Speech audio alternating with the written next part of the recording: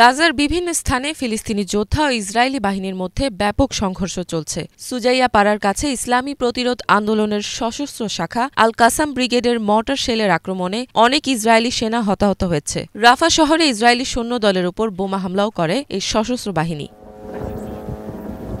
Islamic জিহাদ আন্দোলনের সামরিক শাখা আল কুদস ব্রিগেড এবং আল কাসাম ব্রিগেড একত্রে মিলে ইসরায়েলি কমান্ড পোস্ট ও ৩টি ট্যাঙ্কে রকেট হামলাও চালিয়েছে। ফিলিস্তিনি যোদ্ধারা ইসরায়েলি হেলিকপ্টার বরাবরও ক্ষেপণাস্ত্র হামলা চালায়।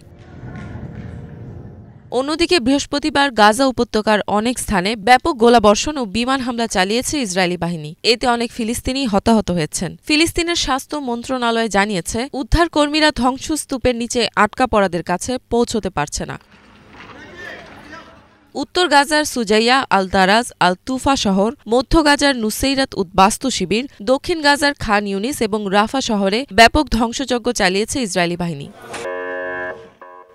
আগামী কয়েক ঘণ্টায় খান ইউনিস এবং রাফা শহরের প্রধান ও শেষ হাসপাতালটি জ্বালানির অভাবে বন্ধ হয়ে যাচ্ছে। ইতোমধ্যে নাসের মেডিকেল কমপ্লেক্সের বেশ কিছু বিভাগের কার্যক্রম বন্ধ হয়ে গেছে।